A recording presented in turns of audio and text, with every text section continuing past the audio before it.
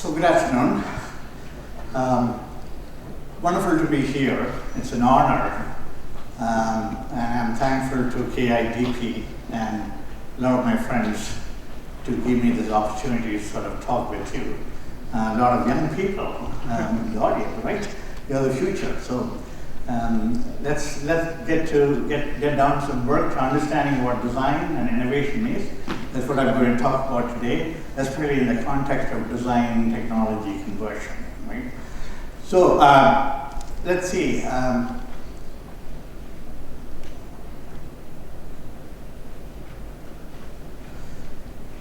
First of all, I'm going to become a little personal, right, in the beginning.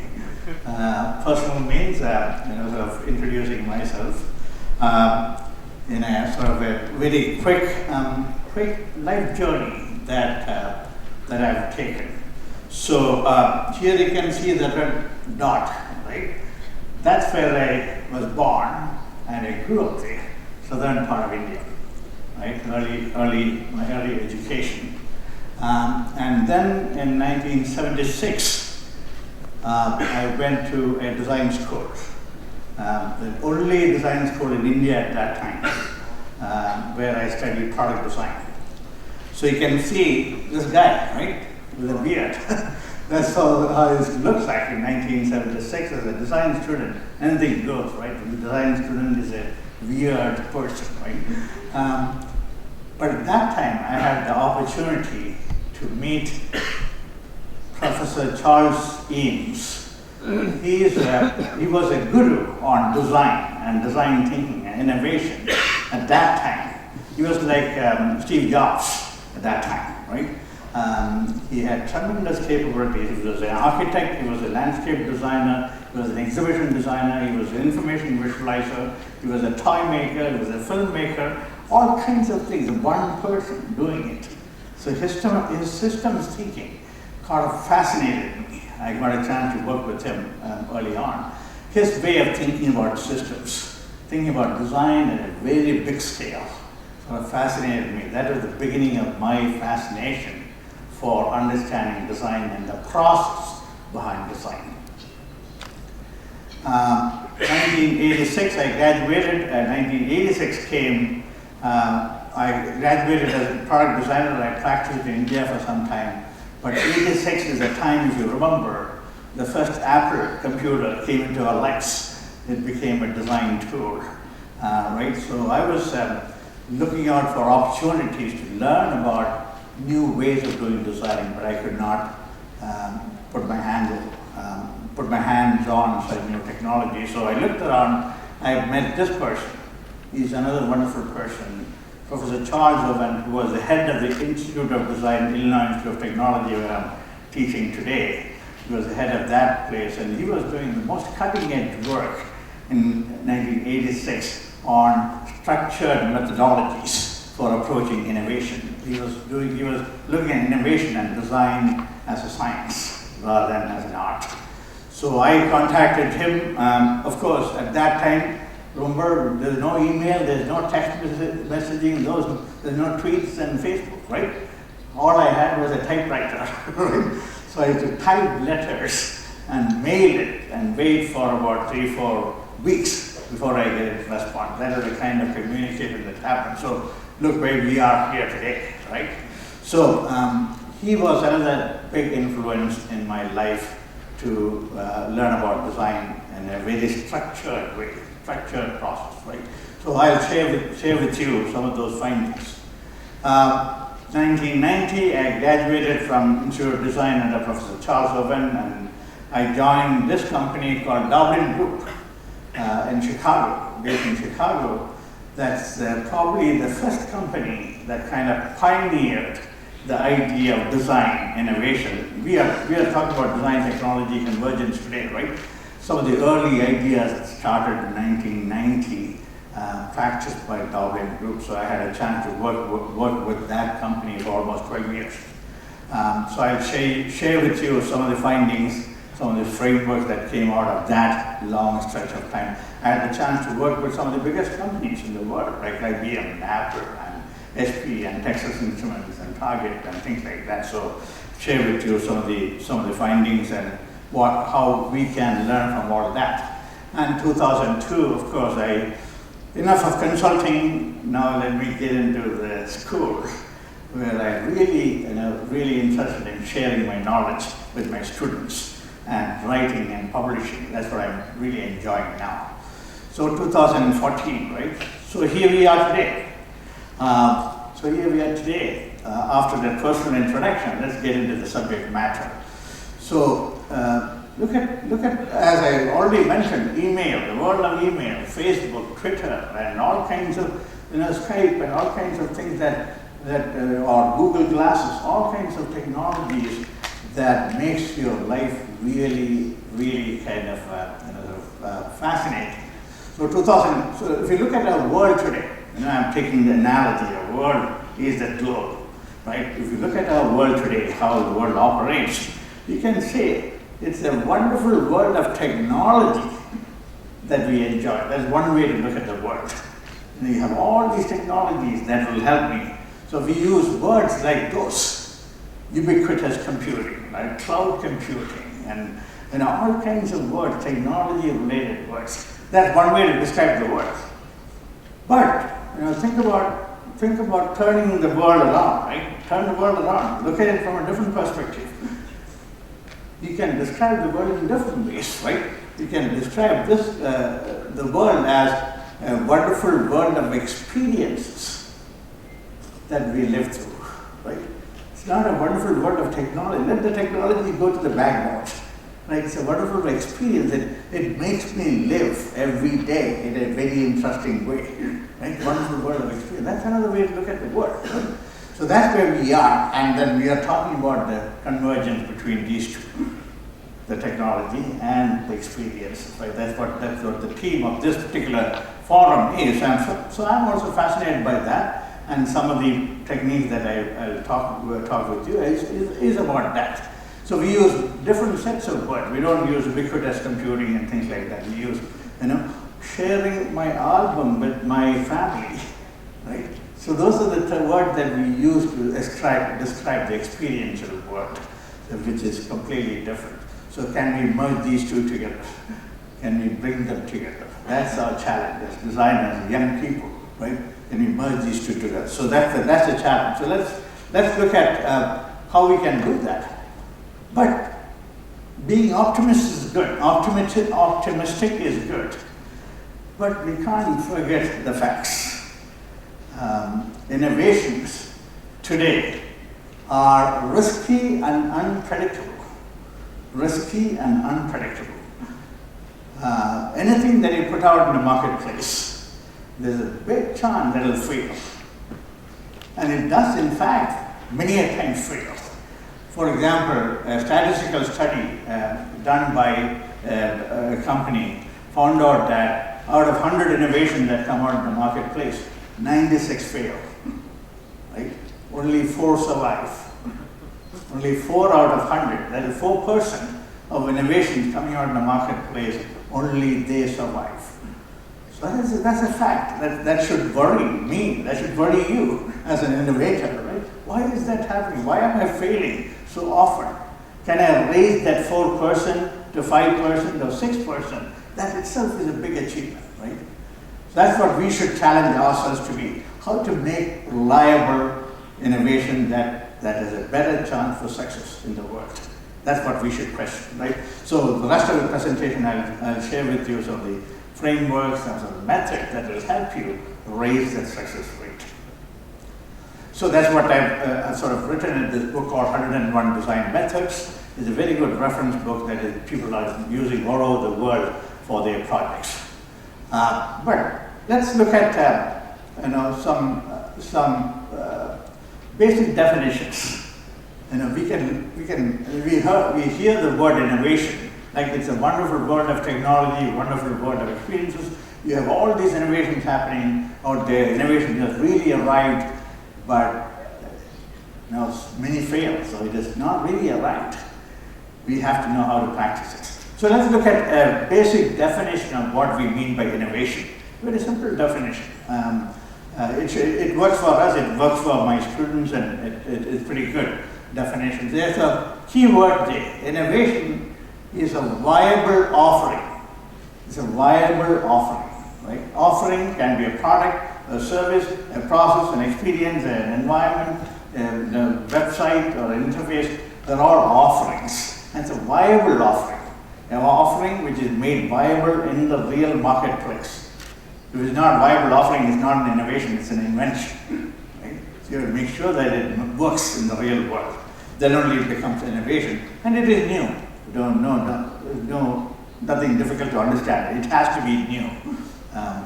And to a specific context and time. This is something that we forget so many a times. Innovation is specific to a context. That means innovation in Chicago may not be an innovation in Seoul or in India. And time. Innovation today may not be innovation 1 week from today. It may be already old, right? So we have to be constantly be aware of that idea that whenever we innovate, it is for a particular context that we are creating innovations, whether it is a product or a service, and so only for a particular time period. And you should imagine that it will become obsolete and soon. Very soon, because lots of competitors will adopt your innovation and will not be innovation anymore. And of course, the third part of the definition is creating user and provider value. Innovation has to have some value for the user and for the provider. Provider means the company producing it, right? It's a fundamental definition. We have to make sure that anything that you design as a designer or engineer or a business person, it has to go through this particular definition. Then it is an innovation. But let's go deeper into, after understanding what innovation is, what are the primary drivers? What drives innovation, right? In our understanding, there are primarily 3 drivers. Of course, the theme of this conference is also technology, design, fusion, right? Technology and design are 2 drivers, but there's one more driver called business, right? The business. So we call it what is possible with technology. In R&D department, you find out and discover something new with technology. Let's say a chip, process data faster and cheaper. Now you think about how to apply the chip in a product and make it successful. That's the driver, technology driver. Business driver is you study the marketplace and find out some gaps in that marketplace and think about how to fill that gap with a new innovation. That's the business driver. Design driver is all about what is desirable for people.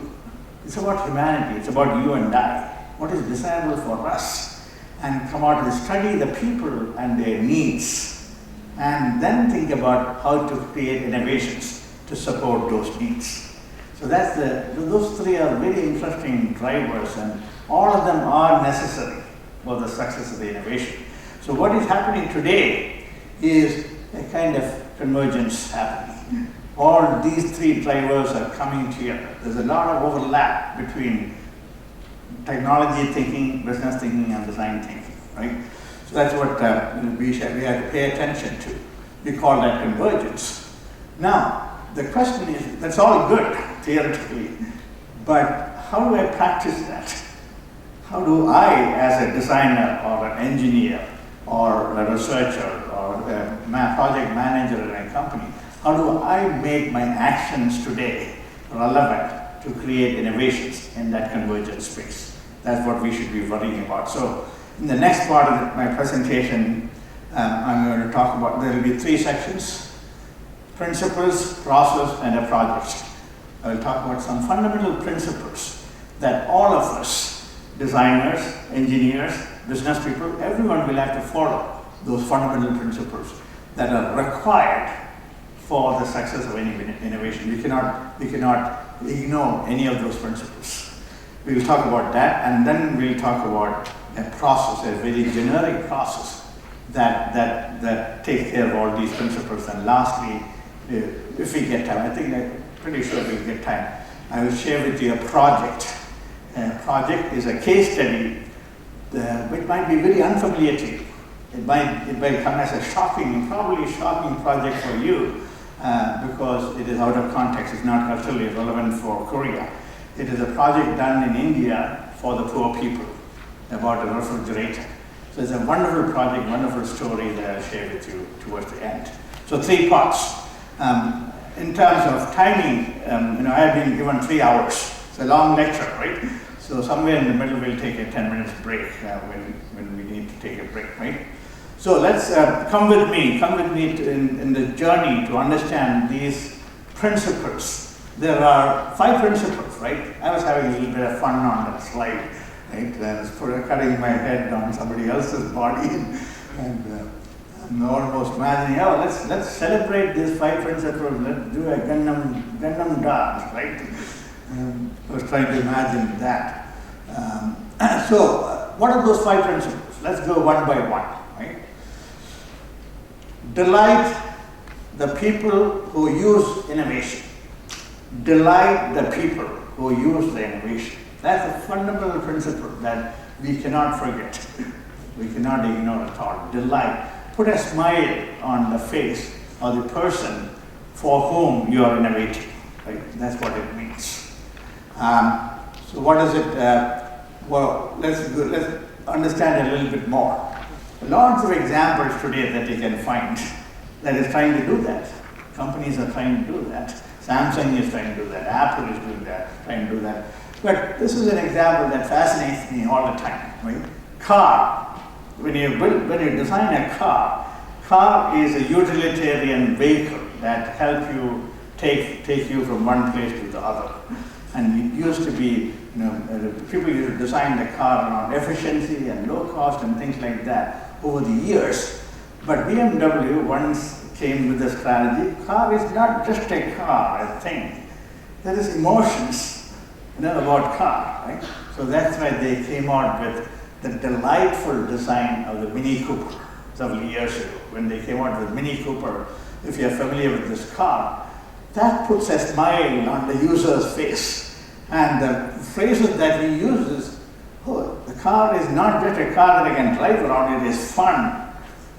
It is mine. I possess the car, I'm proud to own that car, right? There is a lot of emotional attachment. It is cool, I love it, I'm in love with my car. So that's the kind of thing that we need to understand. How can you create innovations that create an emotional connection between what you produce and the user? Then you are successful. You have put a smile on the users. So that's a fundamental principle. Nowadays, a whole lot of companies are trying to do that. So can we use that as a principle for my own purpose? Now, lots of engineers and technologists probably in this audience. We all try to make things efficient, more and more efficient, right? Less costly and more energy efficient, more resource efficient. That's good. We are doing a wonderful job. Engineers are doing a wonderful job. But that alone is not enough. Right? You have to go take one more step. That alone is not enough. That is where the fusion really happens. That's where the convergence really happens. Beyond efficiency, you really have to look at the experience. How to put a smile on the user's face, the experience that the user has. So that's the equation that we have to follow for convergence. Efficiency plus experience. And we create delightful experiential innovations. But I just want to bring out one key word for that. If you have to delight the end user, there's one key word, which is empathy. In English, empathy. I'm pretty sure there's another parallel word in Korea. Empathy really means thinking like another person, right? I am a designer. I really will have to think. I have to find out ways to think like the customer or the end user. Can I put myself completely in that person's mindset and think about how that person would use my product? Right? That's empathy. So that's a very important key word that all innovators will have to learn and practice. Learn and practice every day. I knew of architects. A good example is architects. when an architect designs a house for a family, the family comes to the architect's office, the architect asks the family how many bedrooms you want, how many bathrooms you want, what colors you like, what form you like, and get all the detail, and then create a drawing or a house for that client, right? That's one way. But think about the empathy.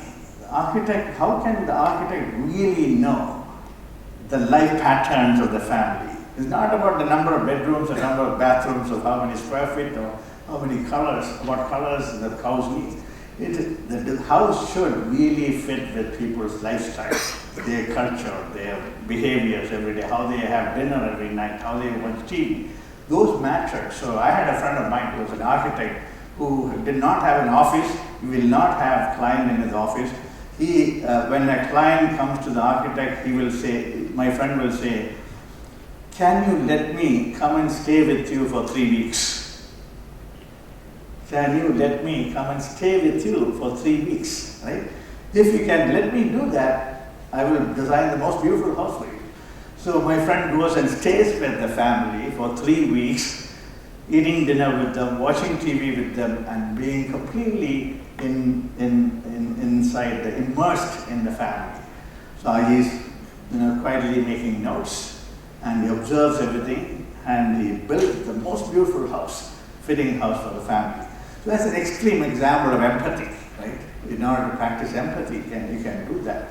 But nowadays we cannot afford, as engineers and designers and corporations, we cannot afford to do that. But we have to take that extra step of putting yourself in the shoes of the customer. Go to the customer's field, do observational research, watch everything that the customer does, and then take action on that, right? Second principle is reframe. Right? Reframe the current mental model behind any innovation. This is about questioning conventions. It's about questioning conventions. Conventions are good. The way things are working is good. But you really have to question, does it have to be that way? Can you challenge orthodoxies? Challenge orthodoxies. That's what reframing means. Let's look at an example of a company that uses that principle and created a very successful brand behind it, a shoe company. The mental model of creating a better innovation based on the shoe is, let's make the shoe better, more convenient, more attractive, cheaper, so that people can use. That was the current mental model. But this company, as you know, this is Nike. Nike company came with a completely reframed look. Let's not just make a better shoe. Let's go beyond that. Let's look at this runner, the guy who's running. Let's study that runner's experience, and let's make the runner's experience better. And by the way, the shoes is part of that experience, right? That is how Nike reframed the current mental model. Starbucks reframed the coffee industry. Coffee is not a commodity product, coffee is an experience. Starbucks reframed it. Apple reframed a lot of products. And a lot of companies are reframing the current ways of doing things with new challenges. And that's a key principle that we can practice. For example, Nike, when they reframe, they use better materials, but you can put sensors in the shoe. So while the runner is running, every step is being sensed by the sensor, and is listening to the music using iPod, right?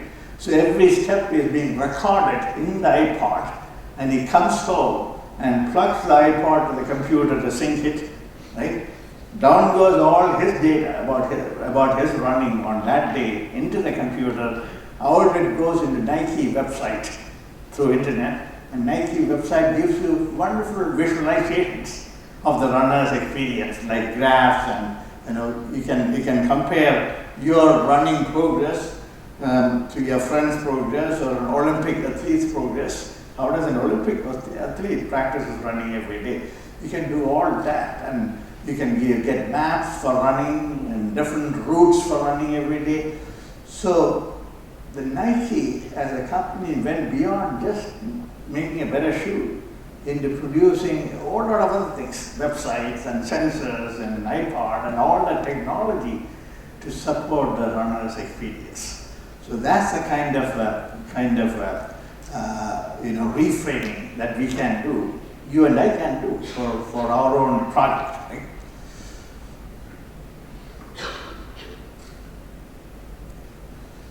Another example, third principle out of the 5, broaden the context of innovation. What it means is that don't take a narrow view all the time. You may be designing a product, right? You might be very much obsessed with making the product better. Right? You study the product, the materials, and function, features, everything. You could get trapped. There's a trap, right? You could get so obsessed with the product to making it better, you could get into a trap. You have to deliberately take a step back and look at the product in relation to everything else, right? The whole system, the product exists as part of a system, right? That's what the principle is, broaden. Don't have a narrow look. Even if you're good in your area, you might be an expert, a specialist, but you have to take a step back and look at the broad picture of your innovation. So that's a good principle. For example, supposing if you are working for Boeing and if you're redesigning the seat, their aircraft seat, right? You could get trapped in the design of the seat, but the seat is so crucial. Seat cannot be designed out of reference to the entire aircraft. The seat is an integral part of the aircraft and it is a critical part of the aircraft because aircraft cannot fail, right? So the seat designer will have to understand not only everything about the seat, but he has to understand the whole technology, everything about the aircraft and the entire system. That's what is called broadening. So as an innovator, can we do that on our own, right? That's the challenge. And Boeing is doing wonderfully. Boeing is headquartered in Chicago. We do a lot of projects with them. They are doing a wonderful job of coordinating different kinds of people, different initiatives, seat designer with the communication designer, with the cockpit designer. Everything is very well harmonized and orchestrated like a system, right? So can companies try to do that, like harmonized, orchestrated development of innovations? Again, it need not be an aircraft. It can be a simple product. Even in the case of a simple product, the principle applies. Let's say iPod. iPod, when they came out with iPod 15 years ago, some of you might remember the first day when the iPod was released, right? It was an instant success, right? So if I ask you, why did iPod become a really successful product? If I ask you that question, then you might think a little, well, okay, it had a nice form factor. It had a nice interface, a circular motion interface, and nice form and nice simple colors that teenagers used to like. So it has a lot of nice product features, innovation in iPod. You might think that is the reason why iPod is successful, but no. We really look at the success of iPod not because just the product performance improvement. You might be saying it is because of iTunes, a whole lot of other innovations. It is because of iTunes, because when the iPod came, there was iTunes, which is a service that music one by one can be downloaded. Single music can be downloaded into the iPod. That became a service. So the iPod product became more than a dumb product. It became content-enriched product, right? Music, I could collect my music in that small device. It's my music collection that I can tailor it, I can manage it, and I can buy new music, add on to it. So product became product plus content, right? The iTunes would not have existed without iPod, or iPod would not have existed without iTunes. It's a beautiful relationship. So not only that, a lot of system accessories that you can put on, Even their own competitors, Apple's competitors like Bose and HP, they're creating docks for iPod, right? You're making, even your competitors create innovation to support your product, right? That we call it networking innovations. And business model innovations, right? You download one music, one song, you pay at that time 99 cents, right? 99 cents per song. So that is new, that is a reframe. The music industry did not work at that time. If you had to buy music, you had to buy a CD at that time. And the CD has 14 or 15 songs in it. And I don't want 15, so I like only 2 out of the 14 or 15, right? So it is counterintuitive. The CD idea was counterintuitive to people's needs. People wanted 1 or 2 songs. That's how the iTunes reframed based on people's needs, and it became successful. And of course, the brand innovations and how they sold. The iPod, they were sold not in regular shops on a shelf. They were sold in interactive Apple stores where people can come and play around with the product. That made a big difference. That's also an innovation by itself. And of course, the music listening experience, the whole experience of listening to music, how they promoted it. So we can see that the innovation went from just a simple product to a broad range of innovations. Channel innovations, business model innovation, branding innovation. So that's the broad way in which we all need to think about for our own innovations. So that's what that principle says. And fourth principle is fostering teamwork. Fostering teamwork and innovation culture in an organization. This is probably the most challenging one in most organizations, where the innovation, all the people working in a company, in an organization, will have to have that culture of innovations, of working together as a team, so that the overall the organization's innovations can be raised. So this is the biggest challenge, how to make changes in the organization, how to create the innovation culture within the organization. Some companies are doing it very well, like Samsung, right? There's an innovation culture. Apple, there's an innovation culture. Everyone thinks about innovations, right? So can we foster that? That's the idea. So many ways of doing that. This is something that we do on a day-to-day basis. That is involving a whole lot of people in the decision making, in the brainstorming, in doing research and all kinds of things. Who are those whole lot of people? People from different disciplines, right? There are engineers, there are planners, scientists, even customers, designers. They all come into this session where decisions or brainstorming, idea explorations are done. Can you do that in an organization on a day-to-day basis? Then there is a chance that the organization itself will transform into an innovation-oriented organization. So that's something that we can do. So another way to look at that is there are 3 ways in which you can make a difference in the organization. That is, one, as an individual.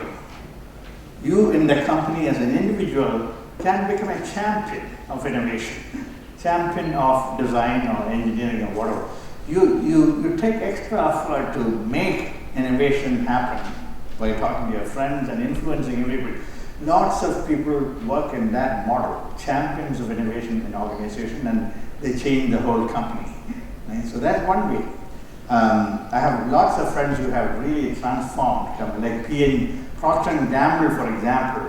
There are a few champions who are at the middle level people who really sort of influence the whole company and transform the company into innovation company.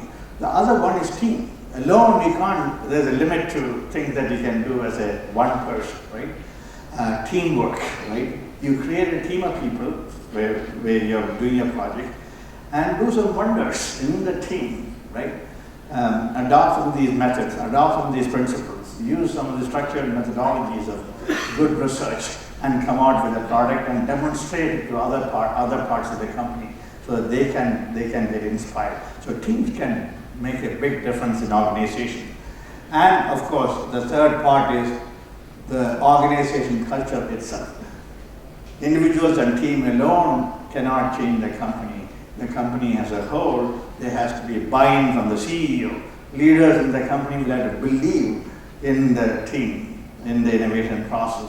Then only the company can change. So that's the principle. But nowadays we have to go beyond organization. Now innovation is called, sometimes it is open innovation. The technology allows everyone to participate in the innovation process, right?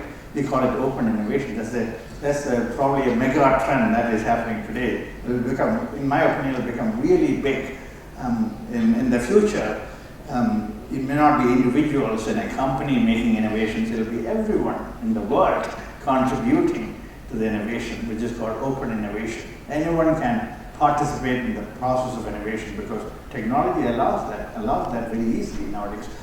For example, Procter & Gamble, a consumer company in USA, does that, and practices that. They have a system in which they can, anyone, let's say a person in the corner of Sri Lanka can, if he has an idea, he can put it on Procter & Gamble website, and if it becomes a product, whatever profit that comes out of the product will be shared with that person.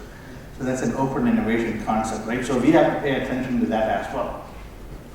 And finally, the fifth principle is very obvious, practice, right? All these are good, reframe and delight the users, all those are good. But finally, you and I will have to practice our work. How to do the innovation, how to come out with ideas, how to make a prototype, how to evaluate the prototype, how to make it better, right? That's the practice, and for that we need discipline process, right? That's where the magic happens. So here is one model for that process that I'll share with you, which is sort of covered in the book. If you look at two axes, real, abstract, understand, make, right? Two axes, and if you create a map based on those two axes, there are some steps or some modes that you can take that will take you through the process. One mode is called sensing intent. That happens early on. We'll get into slightly more detail than this, but let me give you a full overview. Sensing intent is early on in the process, trying to answer the question, what do I innovate? Where are the trends happening, and where is the world moving? Should I innovate in that direction or not? What do I innovate? The initial question, right? You have to spend enough time asking that question. What do I innovate? That's what the sensing intent. You have to do some research in order to answer that question, right? So we pay a lot of attention to that early phase. But once you have a rough sense of what to innovate, then you have to understand reality. Understand reality. That's when you do two types of things. Knowing the context for which you are innovating and knowing the people. Two things you have to do. You're really doing research on the context and the people. Understanding reality. But once you have understood the reality here, once you have done the research, now you can move up from the real to abstract. Research found out a lot of data. I did some research on understanding people, did some interviews, whatever data collection that I've done. All the data in front of me, what does it mean? Can I see some patterns? How does it make sense? All the data that I've collected, what does it tell me? What are the findings? That is what happens in this mode, in the abstract realm. Framing, we call it framing insights. Insights are the findings from the data that you've collected from the field. What does it tell me? How can I use it for a product? So framing insight, we have to pay a lot of attention. We have to work hard on finding those right insights. Then we move on to, once we have good insights, then we can move on from understanding to make. That's where you create stuff. That's when you sketch out ideas. That's when you make a model, test idea, test prototype. So explore concepts, and frame solution. Two things happen there. Explore concepts are exploring a whole lot of ideas initially. You might have hundreds of ideas. The second is framing solutions, is about out of all these 100 ideas, which combinations are the best, which will be viable in the real world. You have to make decisions about which combinations are the best in the world. That is what is called framing solutions. So we have a lot of, in the book I have talked about a lot of methods that will support each of these modes. And finally, once you have some good solution, now you have to realize it, come down to real life, right? The abstract solution will have to be implemented in reality. That's when the prototype gets made, tested, evaluated, made better, and piloted, and ultimately launched, right?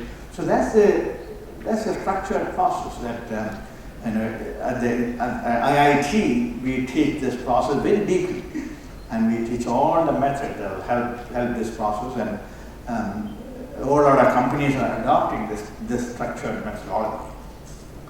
Now, the 7 methods, you can, it's easy to take them linearly, put them on a line, and then there are 2 more things that are attached to this. Mindsets and methods, right? There are some mindsets under each of those, all those modes. There are some mindsets. What does it mean? When you are exploring ideas, your mindset should be about future thinking, fantasizing, ideation, right? You cannot you cannot think narrowly at that time. When you are doing research, there's a particular mindset. At that time, you're not ideating. Research is about really understanding what's going on, right? So those are mindsets and thinking that needs to happen during that phase of the project. So all of us will have to train ourselves, whether we are engineers or designers or website designers or whoever we are, we have to train ourselves to be in a particular mindset when we are doing a particular part of the project. So that's so very important. So I have discussed a lot of mindsets. If you can practice that, right, that's a good way to sort of apply the process. And of course, a lot of methods. Under this, lots of methods, like under explore concept, there are methods like sketching, prototyping, scale modeling, making model, all kinds of methods we can apply. Depending upon the project, we need to choose the right method and apply. So that's a good framework, the modes, mindset, and methods. Now let's go slightly deeper into an understanding of the process. Maybe I'll cover 2-3 processes, and then we can take a 10-minute break and then continue, right? So the first, let me cover 1 or 2, then 2. So as I mentioned, the first thing is sensing intent. The first question, what do I innovate? Think of this boy, right? He's a surfer. I am using a metaphor there. He's a surfer. If you have done surfing, you realize that that's a common behavior. I take the surfer and stand on the beach for a long time, half an hour I stand there, just look at the sea, right? Just look at the wave patterns. Look at the wind and the sky. Is it going to rain? Will the waves be safe? Will the wave be safe? Whole lot of mind working, sensing intent, before even getting into the water, right? So that's the idea. Before even starting your research or your design work, you have to spend enough time outside and sensing intent. What do I innovate? What are the changes happening? What are the dynamics going on in the sea and the sky? What are the dynamics happening in my marketplace? What are the technology trends, business trends, and cultural trends, lifestyle changes going on in people's lives? Understand all that. That will give me a rough direction for my own direction, for my own innovation, right? So that's what sensing intent is all about. So some of the mindsets, there are 5 mindsets that I've described, but I'm going to, for this presentation, I'm going to highlight one mindset per mode. So in this particular case, reframing problems. Reframing problems should be a mindset when you are in that mode, early mode of sensing intent. What does it mean? Reframe, we talk about reframe, right? So what does it mean? It is about reframing, just like what Nike has done from a shoe to a runner's experience. Apple has done, in the case of iPod, when iPod was invented, there were a lot of MP3 players. MP3 players at that time that you can hang around your neck and store about 10 songs or 12 songs that existed. Apple could have taken the stance of let's design a better MP3 player. Apple could have taken that stance. But Steve Jobs, as you know, he doesn't take that, that small stance. He thinks big, right? It's not about a better MP3 player. Let's change the complete music listening experience. Let's create a fantastic system of product that will make people's music listening experience completely into a new level, right? That was the reframing that Steve Jobs and the team did that resulted in the Apple iPod. So that's one of the mindset that you should have in this early mode. And of course, there are lots of tools that we can use, right? Simple tool, just to illustrate, hundreds of tools are available for all these processes. Just to illustrate, just to give you an idea of some of the details of practicing innovation. And in each of those steps, I'll show you a simple tool, right? Just to give you a sense. So here is a simple thinking tool. It's just a template, right? Write down the trends that are related to your project. Like if you're designing a mobile phone, write down the trends that are related to mobile phones. One of the trends might be how people exchange information. What are the trends in exchanging information when they are mobile, right? Write down, so and then look at what is the current model. What is the current model from to? What could be possible? Reframe. Current model, MP3 player to music listening experience. Better shoe to runner's experience. Commodity coffee to coffee drinking experience, like Starbucks, right? So that's the way to use that method. So, for example, let's say iPod. We talk about iPod, music listening experience. So, one of the trends in the trends column, one of the trends might be that friends are sharing digital music with each other more and more. Because music suddenly became digital. There was a music file which was available. Very easy to exchange music files, right? Unlike the CD. So suddenly the big trend at that time was people were really sharing this file just like a Word file. Music sharing that's a big trend that was happening at that time when they came out with the Apple iPod. But the current model was MP3 player. Right, MP3 player, which can store about 10 songs, digital songs. But the future, what is the reframe could be a complete music sharing experience. Can we create a music sharing experience? Go beyond an MP3 player into the experience, beyond the product experience. That's the way to use that method. Can you practice that on a day-to-day basis for my own project initially? As a team, sit in front of sit as a group and look at this, trends from to. Take each trend and what is happening today, what could happen 10 years down the line, 20 years down the line, 50 years down the line, what could happen. That's an excellent exercise to initially reframe your innovation. So those simple, we use these tools in all projects. In all projects we use these tools. The value cannot be underestimated. Knowing context, that is understanding reality, right? Knowing context is something like this, right? If you look at a street scene, there are lots of things happening there, vehicles and traffic lights and there's a bridge and the river and buildings, and that's the context. Can you really understand the context? So that's the question there. The mindset is, what is the mindset is seeing system overviews. You not know the context. Sometimes you have to really look at the context as a system. As I mentioned before, it's not just the MP3 player or the iPod, it's the system. It is everything around that, the big picture, right? That's what we have to know. So lots of tools are available. One of the tools that we use very heavily is called 10 types of innovations. There are 10 types of innovations. Can we use that as a way to think about your own innovation at broad scale? I don't want to get into the details of this. I'm going to skip some of those details, but just to give you a sense of that. Let's say out of the 10 types, if you look at iPod, if you look at the iPod example that we have used previously, it obviously used a better product performance innovation. It is a better product.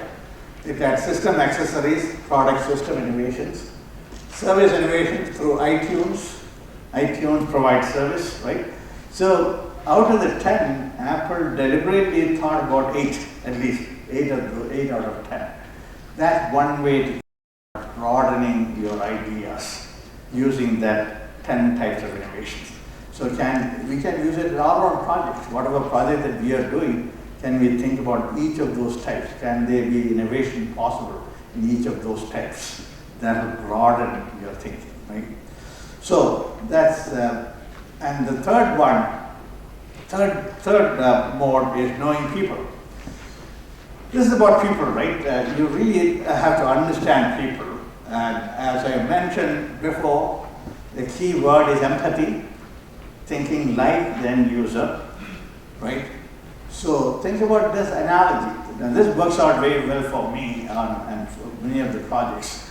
Think about the innovation that you are creating as a gift that you're giving to a known friend.